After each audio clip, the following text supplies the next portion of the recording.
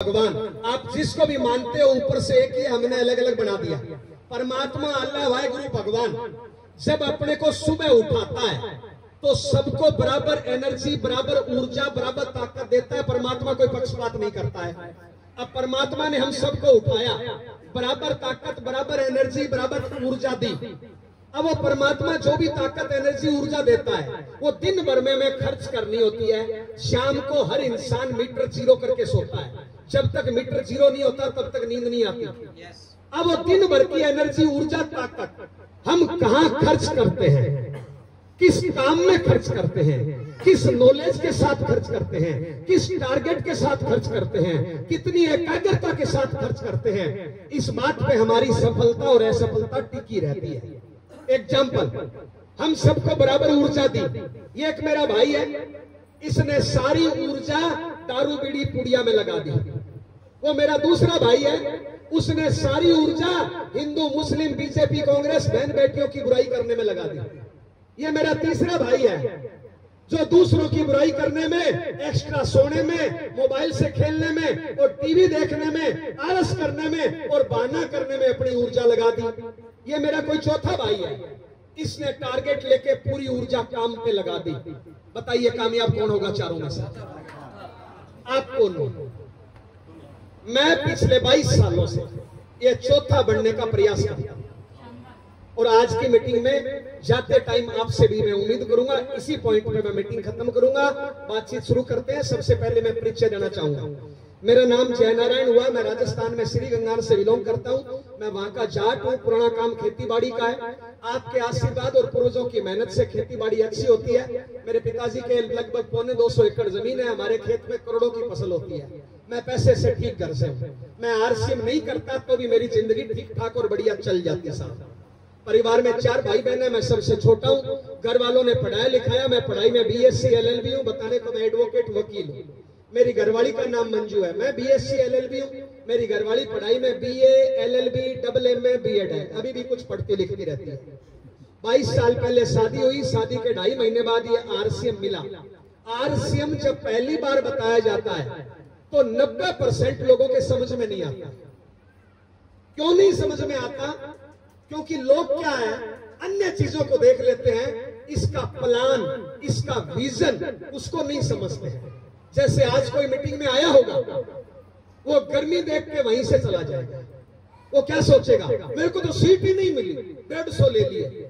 अब उसके लिए सीट इंपॉर्टेंट है, यस या नो? कई ये ऐसी तो हवा ही नहीं आ रही, क्या ऐसी ऐसी लटकाया है ही नहीं इसमें कुछ। अब कईयों का ध्यान इधर है, कई मेरी इनकम की कैलकुलेशन कर रहे हैं। कई वो डॉक्टर साहब बीच में आए ना, तो ये बीच में क्यों गए? अब वो अपना काम करके चले गए, लेकिन कई वहीं पे अटके हुए। हेलो, तो लोग ऐसे है ना, अपने आप को अटकाते रहते हैं कहीं ना कहीं। यस, कोई आरसीएम में फेल हो गया, लोग उसको देख लेते हैं। कोई आरसीएम की दुकान खुली बंद हो गई, लोग उसको देख लेते हैं और क्या बोलते हैं, नहीं नहीं ये मेरे काम का नहीं है। आज से 22 साल पहले आरसीएम मिला। मुझे आरसीएम का विजन, आरसीएम का प्लान और आरसीएम का भविष्य समझ में आया। हेलो, मैंने किसी असफल आदमी को नहीं देखा। मैं एग्जांपल दूं, इनके गांव का नाम है रामपुरा। क्या नाम है जी? और ये लड़का आरसीएम करता है। ये टाई लगा के घर से निकलता है तो रामपुरा गांव के लोग क्या बोलते हैं, अच्छा अच्छा आरसीएम चल रही है, वो विनोद कर रहा है। अब कुदरत से ये आरसीएम बंद कर दे तो रामपुरा वाले क्या बोलेंगे, आरसीएम तो बंद हो गई।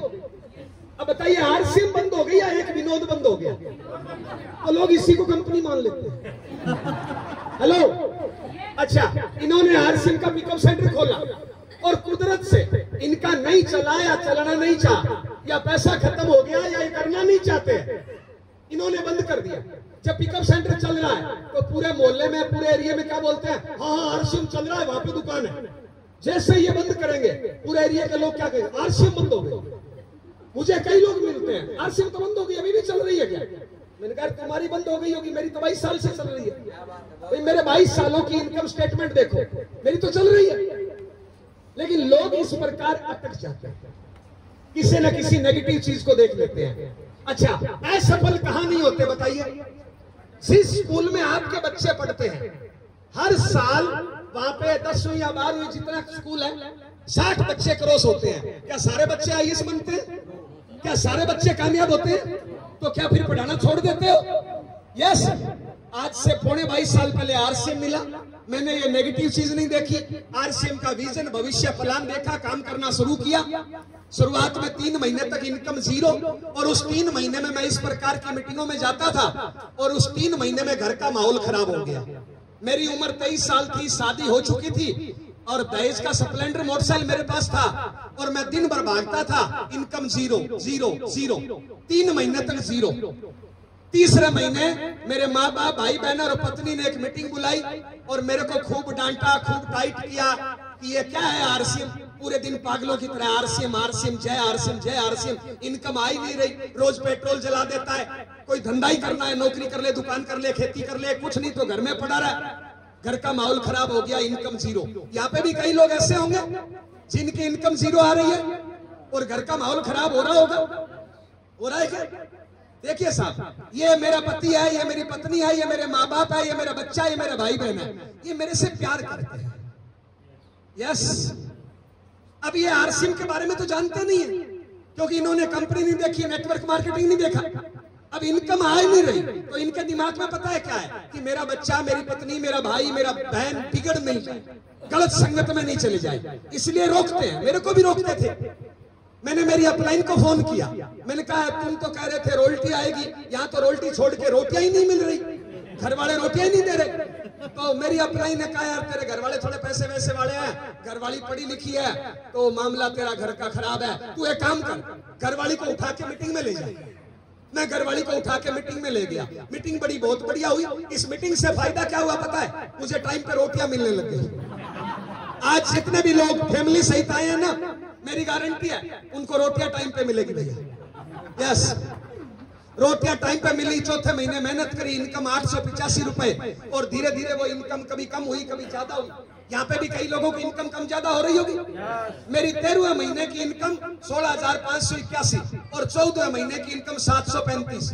16,000 से वापस 700 रुपया, ऐसे इनकम कम ज्यादा चली। 2 साल से मैं रोल्टी पे पहुंच गया, और 2 साल बाद मेरी रोल्टी की इनकम आई 22,478। उस टाइम डाकिया घर पे चेक लेके आता था। जैसे ही डाकिया चेक लेके आया, मैं घर पे नहीं था, मेरी घरवाली ने डाक खोली और अंदर 22,478 का चेक। घरवाली खुश। मैं शाम को घर आया, घरवाली अपने आप ही हंस रही। उसने हलवा, मालपुआ, खीर ऐसे सब्जियां बना रखी और अपने आप ही हंस रही। मैंने कहा क्या हुआ? बोले मजा आ गया, आरसीएम बहुत बढ़िया है, मैं भी करूंगी। मैंने कहा क्या हुआ? बोले चेक देखो 22,000। मैंने कहा 2 साल से मैं समझा रहा हूं, समझ में नहीं आया, 22,000 से समझ में आया। Hello hello. तो भैया, घर वालों को समझाना हो तो 2 ही तरीके हैं।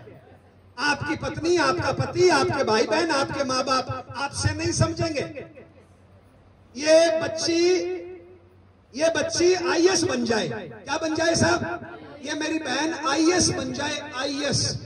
और मान लो इसकी माँ अनपढ़ है। क्या है जी? अनपढ़। जिस दिन आईएएस की ड्यूटी करने जाएगी ना, इसकी माँ पता है क्या बोलेगी? बेटा बस आराम से पकड़ना, ट्रेन आराम से पकड़ना, खाना टाइम पे खाना, जल्दी सो जाना।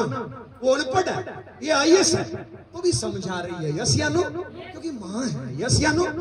तो घर वालों को आपके समझाने से समझ में नहीं आएगा। घर वालों को समझाना है तो थर्ड पार्टी, पहला काम घर वालों को उठा के मीटिंग में लाओ, कुछ समझ में आएगा। फिर भी समझ में नहीं आए तो कड़ी मेहनत करो, 20, 30, 50 हजार, लाख, 2 लाख का चेक निकालो, घर वालों को समझ में आ जाएगा। ये भाषा सबको समझ में आती है। आती है नहीं आती है? 2-3 दिन बाद मीटिंग थी। मैंने घरवाली को कहा मीटिंग में चलो, करना है तो आरसीएम। मैं घरवाली को मीटिंग में ले गया, बड़ी शानदार मीटिंग। ये माइक गला पकड़ रहा है ना? 2-3 दिन बाद मीटिंग थी, घरवाली को मीटिंग में लेके गया। मीटिंग बड़ी शानदार हुई। शाम को घर आए, मैंने घरवाली से पूछा मीटिंग कैसे लगी? बोले मीटिंग बहुत बढ़िया है, मजा आ गया, तुम दबा के आरसीएम काम करो, मैं साथ हूं। मैंने कहा यार 2 दिन तो पहले बोल रही थी चेक देख के कि मैं करूंगा, और मीटिंग देखने के बाद बोलती है मैं नहीं करूंगा, ये क्या मामला है? बोले मैं आरसीएम नहीं कर सकती। मैंने कहा कैसे? बोले आपके आरसीएम में 2 कमियां हैं, और उस टाइम सच में 2 कमियां थी बहन। मैंने कहा क्या कमी है? बोले पहली कमी, आज जो मीटिंग थी ना, मीटिंग में 500 लोग थे, लेडीज एक भी नहीं थी, सारे जेंट्स थे, लेडीज में अकेली थी। आज से 20 साल पहले जो मीटिंगें होती थी ना आरसीएम में, उसमें लेडीज नहीं आती थी। हमारे राजस्थान में तो बिल्कुल नहीं आती थी, घूंघट होता है। बोले 499 जेंट्स थे, लेडीज के नाम पे मैं अकेली थी। वो 499 लोग प्लान नहीं देख रहे थे, घूर घूर के मेरे को देख रहे थे। मैं आरसीएम करने जाऊंगी, लोग मेरा प्लान नहीं देखेंगे, लोग तो मेरे को देखेंगे, तो फिर मैं कैसे करूंगी? मैंने कहा बात तो सही है ये। मैंने कहा चलो दूसरी कमी बता। बोले दूसरी कमी ये है, आपके जो गुरुजी आए उन्होंने मीटिंग बहुत बढ़िया ली, लेकिन उन्होंने एक बात बोली कि आरसीएम में कामयाब होना है तो कपड़ा आरसीएम का पहनना पड़ेगा, और आरसीएम में लेडीज कपड़ा आता ही नहीं है, आरसीएम में तो पैंट शर्ट आता है, तो फिर मैं पहनूं क्या? घूंघट कैसे रखूं? मैंने कहा बात तो ठीक है। 1-2 घंटे मैं सोचता रहा, मैं शरारती हूं। मैंने कहा अंदर से कैंची लेके आ। वो अंदर से कैंची लेके आई, उसके इतने लंबे लंबे बाल थे, मैंने उसके बाल काट दिए, और कैंची इतनी तीखी थी, एक बार में ही काम हो गया। वो एकदम से भड़की, बोले पागल हो क्या? मैंने कहा हाँ पागल हूं। बोले कैसे? मैंने कहा तेरी दोनों समस्याओं का समाधान हो गया। बोले कैसे? मैंने कहा तू कल टेलर के पास चल, तेरे कोट पैंट टाई सिलवा देता हूं, बाल होंगे नहीं और कोट पैंट टाई लगी होगी, साला 70% को तो पता ही नहीं चलेगा कि लेडीज एक जेंट्स है। ताड़ना बंद हो जाएगा, ताड़ना बंद हो जाएगा। यस या नो? लोग क्या ढकी हुई चीज को ज्यादा देखना पसंद करते हैं, यस या नो? तो नंबर 1 ताड़ना बंद हो जाएगा। नंबर 2 100% प्रोड्यूस का काम भी हो जाएगा। तो अगले दिन मैंने पैंट को टाई सिलवा दिया। गांव से मेरी माँ का फोन आया, बोले तू पागल है? मैंने कहा क्या हुआ? बोले बाड़ी काट दी। मैंने कहा हाँ माँ काट दिए। बोले कितने काटे? मैंने कहा जड़ से ही काट दिए। बोले तू मेंटल है? मैंने कहा कैसे? बोले हम गांव के जाट आदमी, ओरला नहीं बांधेगी, घूंघट नहीं रखेगी, गांव में इज्जत का क्या होगा, लोग क्या कहेंगे, बड़े बुजुर्ग क्या कहेंगे, आगे बच्चों के रिश्ते ही नहीं होंगे, ये वो। मैंने माँ को समझाया। मैंने कहा माँ, मैंने कई घूंघट वालियों को रात में दीवार कूदते हुए देखा है, मैंने कई घूंघट वालियों को ससुर के लठ मारते देखा है, नहीं देखा क्या? घूंघट से कुछ नहीं होता माँ, जमाना पुराना हो गया, इज्जत को आंच नहीं आएगी, हम काम करेंगे, चिंता मत करो। घरवाली को साइकिल, स्कूटर, मोटरसाइकिल, कार सिखा दी, दोनों ने दबा के रेस लगाई साहब। मेरी रोल्टी आई 2 साल से, मेरी घरवाली का पहला चेक 22,000 का डायरेक्ट पहले महीने रोल्टी। हेलो, इसमें 2 बातों का रोल है साहब। पहला, अकेले काम करोगे लेट कामयाबी मिलेगी, फैमिली सहित काम करोगे जल्दी कामयाबी मिलेगी, पहला। दूसरा, जब मैंने आरसीएम शुरू किया ना, तो मैंने मेरी ज्वाइनिंग के बाद पहली ज्वाइनिंग घरवाली की लगाई थी। अब जब मेरी रॉयल्टी आई तो घरवाली की एक लेग में 3.5 का काम हो गया, नहीं हो गया? तो घरवाली ने डायरेक्ट बी खोली 1.15। तो अगर आप यहाँ पे समझना चाहते हो, परिवार सहित काम करोगे जल्दी कामयाबी मिलेगी, पहला। दूसरा, अगर आरसीएम आपको पूरा समझ में आ जाए तो आपके घर में जितने 18 साल से बड़ी उम्र के लोग हैं ना, सबकी ज्वाइनिंग फंसा दो। कोई 2 साल बाद जागेगा, कोई 4 साल बाद जागेगा, जब जागेगा तब तक एक लेग में अच्छा काम हो जाएगा, यानी बड़े प्लाट का रेट बढ़ जाता है। यस या नो? यस या नो? तो फिर पति पत्नी दोनों ने काम करना शुरू किया साहब। मेरी घरवाली 6ठे महीने में टेक्निकल हो गई थी और मैं भी टेक्निकल हो गया। छोटी सी कार खरीद ली आल्टो, 2,79,522। उस कार को हमने दिन रात दौड़ाया। मेरी घरवाली बोलती है बच्चे बच्चे कब करने हैं? मैंने कहा ये कोई काम है क्या? साला कुत्ते बिल्ले 20-20, 50-50 कर लेते हैं। अरे पैसा तो बापू से मांग के खाते हैं, पैसा तो खेत का खाते हैं, काहे का बच्चे? मैंने कहा पहले अपने पैरों पे खड़े होते हैं, बच्चे बच्चे करते रहेंगे साहब। तो 2004 से लेकर 2009 तक रेस लगाई साहब। उस गाड़ी को 11 महीने में 65,000 किलोमीटर दौड़ाया। 2006 में इनोवा गाड़ी ले ली थी। 2 ड्राइवर रखते थे, पति पत्नी पीछे, दिन में मीटिंग करते थे, रात में चलते थे साहब। और धीरे धीरे बढ़ते बढ़ते साहब आज मैं स्टार रूबी हूँ। मेरे नाम से इनकम आती है वो 4 से 8 लाख, पिछले महीने की ज्यादा है। मेरी घरवाली रूबी लेवल पे है, उसके नाम से इनकम आती है वो 2-2.5 से 5 लाख के बीच में, दोनों की इनकम लगभग 10 लाख महीने की साहब। आज आरसीएम की वजह से मेरे घर में 7 गाड़ियां इस टाइम चल रही है। 7 गाड़ियां मेरे पास जो चल रही है। 8 मकान है साहब। 2 आपके गुड़गांव में है, एक जयपुर में है, एक सूरतगढ़ में है, एक गांव में है, 4 जगह खेती है, वहां पे है। और आरसीएम की वजह से बहुत कुछ मिला है साहब। अभी लगभग ये 1.5 महीना मेरा पूरा घूमने का ही है साहब। आज बस एक ही मीटिंग, हालांकि मैं खूब काम करता हूं, लेकिन पीछे मेरी बेटी का एग्जाम था तो 1-1.5 साल से हम घूमने नहीं गए। तो अभी लगातार अभी हम बाली जाके आए हैं, अभी 15 दिन के लिए गोवा जा रहे हैं, फिर बच्चे जहां की भी टिकट बुक करेंगे। अगले इस महीने में मेरी कोई मीटिंग नहीं, एक ही मीटिंग है। ये 1.5 महीना लगातार, इस 1.5 महीने के बीच में आज एक ही मीटिंग है ये बस। यानी 1.5 महीने में मैं लगभग ये 3 घंटे काम करूंगा साहब। 1.5 महीने में 3 घंटे, बाकी पूरा घूमने का ऐसा। हेलो, और जहां भी हम गए हैं ना, जाने की टिकट बुक कराई है, आने की टिकट बुक नहीं कराई। जहां भी बच्चों का मन करेंगे वहां पे घूमेंगे साहब। आज जो भी मेरी जिंदगी के सपने थे, आज मेरी जिंदगी उनसे हजारों लाखों गुण आगे चल रही है साहब। मेरी घरवाली ने पिछले 1 साल में 62 लाख का गोल्ड खरीद लिया। कितने का? 1 नंबर की बात कर रहा हूं मैं, 1 नंबर की बात कर रहा हूं मैं, 1 नंबर का साहब। वरना बहन, कान का एक कोका बाली लेते हैं ना, इतने में बैलेंस बिगड़ जाता है और तलाक की घटनाएं हो जाती है बहन। पता है क्यों? पता है क्यों बहन? पिछले 22 साल से मेहनत करते हैं, पिछले 22 साल से दिन में नहीं सोए, किसी दूसरी औरत को जाके आई लव यू नहीं बोला साहब, मोबाइल से नहीं खेलते साहब, हिंदू मुस्लिम की बुराई नहीं करते साहब, माँ बाप पत्नी बच्चों की बुराई नहीं करते साहब, अपना फोकस काम पे रहता है। रिजल्ट आपके सामने। ये मैंने जितने फायदे बताए हैं ना, ये आरसीएम करने का लास्ट फायदा है। आरसीएम करने का पहला फायदा जो मैं बताने के लिए आया हूं, आपको समझना है। आरसीएम करने का पहला फायदा है